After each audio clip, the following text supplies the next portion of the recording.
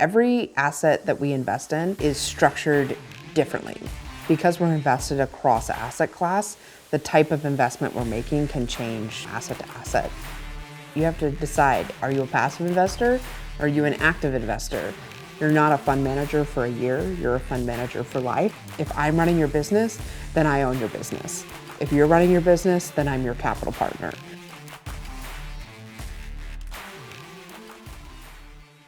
If you're gonna manage a fund and you've decided I'm going to start investing on behalf of other people, you really need to hone in on your strategy and your messaging around that strategy. You're gonna have to deliver this multiple times to people and to different levels of understanding and sophistication from the investor side, whether you're going the institutional route from larger fund of funds or family office, or if you're going to a less sophisticated individual investor and raising capital that way. The best practices when starting your fund is really spending the time to make yourself understand your investment opportunity. If you're creating it out of thin air, obviously you're going to be the expert. But if you're going to lean on an industry that already exists or an investment strategy that somebody has already done, then you need to really hone in on how you're making it unique. Or if you just have a different space that you're operating in, but really like somebody else's strategy, being able to take someone else's strategy and track record and success and saying, this is how I'm going to be able to apply it to this space that I have expertise in. This is especially true for real estate, because you might have somebody who has a really big track record in one part of the country, and you know that you can take that strategy of multifamily or fix and flips or whatever in your part of the country, and you're going to present it that way, then you have a lot of opportunity there to lean on other people's expertise when you're building out your own fund. So you have two paths to capital when you're raising for your fund, and it really depends on size of your fund. Institutional capital is not going to look at a $10 million fund. Institutional capital has really high thresholds, especially if you're talking about large institutional investors. Their minimums are going to be 10, 25, 50, $100 million. So unless you have a fund that's large enough for that kind of check size, it's not worth going after, because they're never going to write you a $500,000 $1 million check unless they have some weird incentive to do like an emerging manager, or they have special capital allocated to smaller checks. But if you're raising for smaller funds, it's best to go after single family office or high net worth individuals, because that's going to be the check size that you're looking for. So determining the fund size and type of investment capital that you're looking for is going to be really important when deciding what kind of fund you're going to have.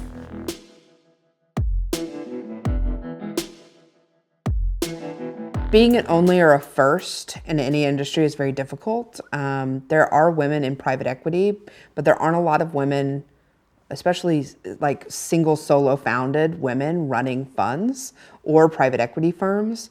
Private equity is way less inclusive than, say, venture, which has a lot of women involved. You have big celebrities that are in the VC space that are female, that are kind of encouraging participation. You don't have that same experience in private equity, so it can be very lonely being an only or a first. And it's challenging to connect to investors who don't see themselves in you. So I do a lot of work on getting them to connect to me being mid-30s where they were, and what the opportunity is to invest early on. Because if you think about an emerging manager, like think about investing in Buffett at 35 and what kind of growth you would have if you invested early on. You have that same opportunity when it comes to emerging managers today.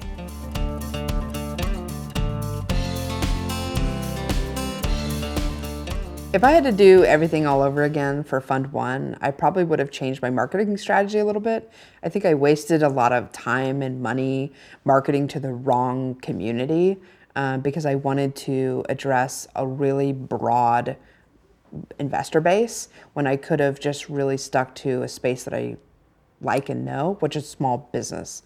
I love small business owners. I really resonate with small business owners, executives that are running their businesses like they have small businesses, people that are exiting their businesses, because I really understand and like the generational experience of businesses and families. That's where I thrive the most when raising capital or connecting to my investors, is that space. So I think I would have gone back and really spent time and energy and money like marketing to that group early on, instead of trying to find my way in something else I don't know. I spend a lot of time on structure. So every asset that we invest in is structured differently. We don't go into every investment the same way. Because we're invested across asset class, the type of investment we're making can change, asset to asset. We're directly invested in oil and gas. We're directly invested in real estate. We invest through safe notes. We invest in convertible notes. We do promissory notes. So there's a lot of different components to how we structure our investment opportunities. And so we spend the time to get the advice from the appropriate parties on how do we structure this to benefit both the company and us as fund managers, to align the investment goals of our investors and the business owners that we're partnering with. Because at the end of the day, like, we want the businesses to be successful.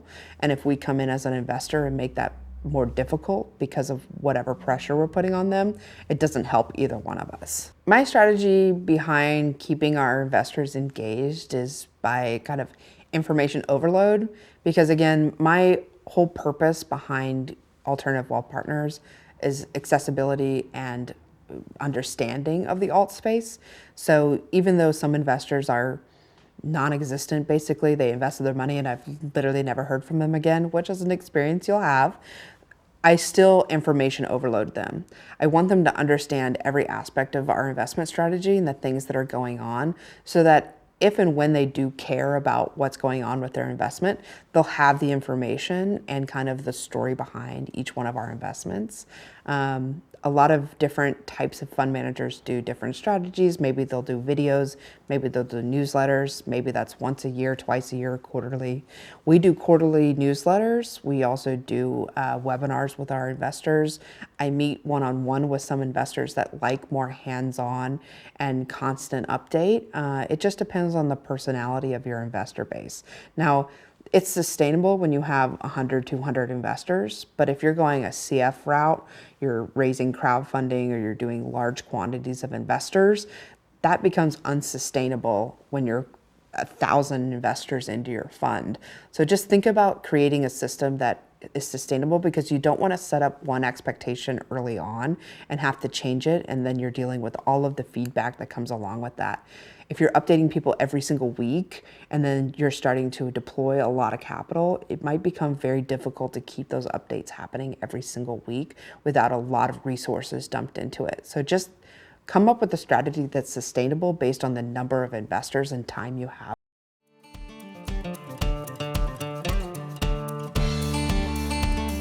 I think there's a lot of opportunities to get creative in the alternative space now because of the shift in markets.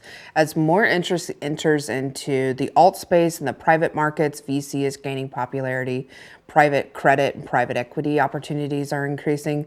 There's a ton of money in the private space, so the opportunities are getting a little bit harder and harder to get a hold of, but they're not there. I think that having more diverse managers managing money with different perspectives is going to unlock a whole new investment opportunity for everyone as money starts to shift away from what's always been invested in to what's available now.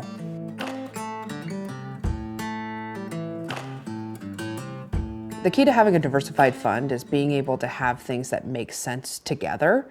If you don't have a lot of experience in multiple places, don't try to force diversification. You can have diversification inside of an industry you understand. Real estate, there's lots of different types of things that you can invest in relation to real estate, but don't try to blend real estate with retail businesses because you have real estate experience and you have tenants that are retail businesses and you think you can have a crossover. If you don't have any experience there, don't try to force it. But there is a way to mitigate risk by involving maybe somebody that does have experience in the retail space, partnering with them to increase the value of your real estate by putting the businesses inside of it.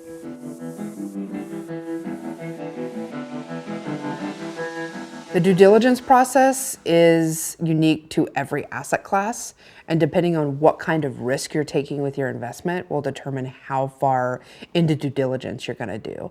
If you're a passive investor, it might not make sense for you to really understand the total inner workings and under the hood of a small business, especially if you're maybe just lending money. You want to understand what the risks are of the return of your capital because they're paying interest on it.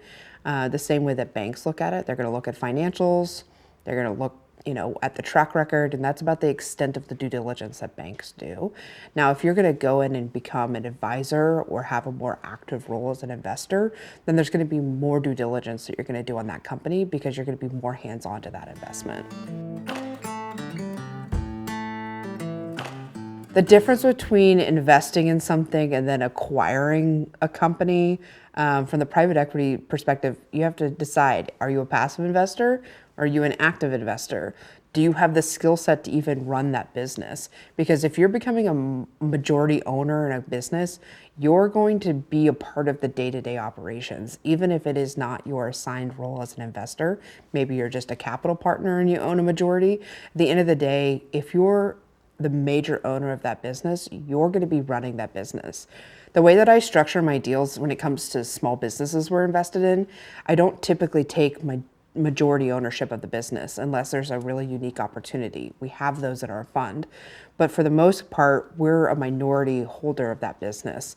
And I actually build in milestone opportunities for the business owner to actually earn back more of their equity. And that's something that's not typically done, but for us, I want them to be encouraged to be successful in their business. If I am taking too much of their business, they're not going to be motivated because they're not going to get a bigger piece of the pie the more successful they are. So I keep them motivated by giving them that bigger piece of pie. If they hit the milestones, I take less equity. If I have to be more involved in your business, I describe it as, if I'm running your business, then I own your business. If you're running your business, then I'm your capital partner. So you just have to keep that in mind when you're deciding whether or not you're going to be a passive or active investor. I think the private markets are going to become more competitive as more and more people want to diversify away from public equities. You're also seeing more competition in the family office space as you see a transition from generation 3 and 4 and first generation created in the last 10 years. They like to be more hands-on with their investments. They're more focused on impact. They're more focused on creating their own businesses within those family offices. So you're going to start to see a little bit more competition, especially on finding yield. As rates fluctuate, like this is when yield becomes very expensive. So you just have to be aware of all the different market trends that are happening both on the public side and private side, because things are going to get really difficult over the next probably 4 to 5 years. And you just have to be prepared to do that.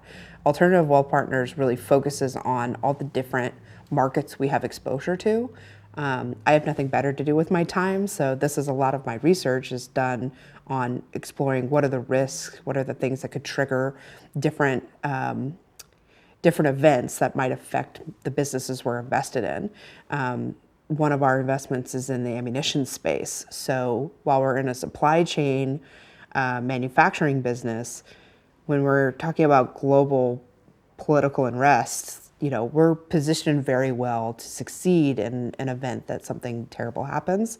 But also if nothing happens, it's a space that has been around for a very, very long time. And if we do things efficiently, then it won't matter that the price goes up and down. Again, I really like commodities, so understanding the commodity cycles is really important in all of our assets.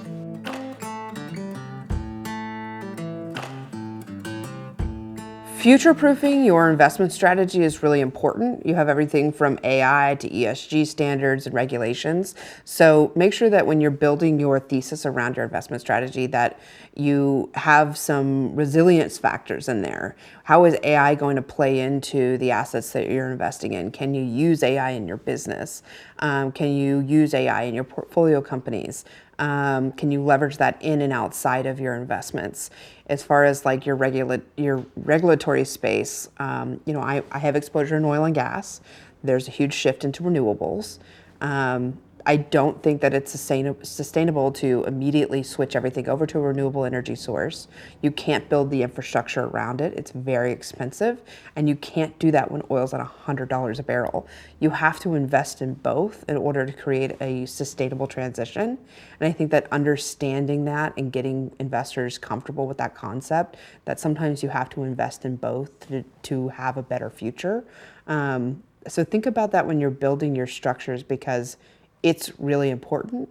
You're not a fund manager for a year, you're a fund manager for life.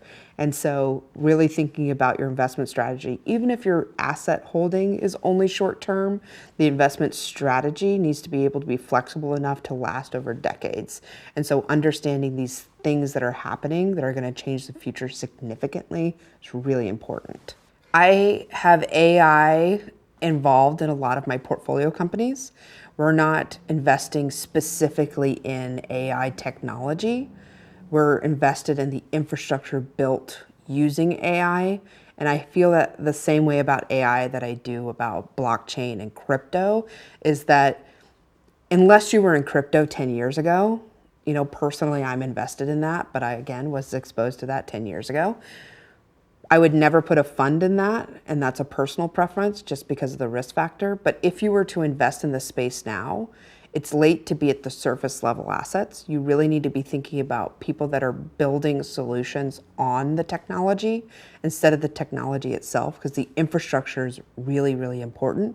So thinking about the things you may not understand completely, blockchain's confusing, complicated, crypto, all of the things related to it.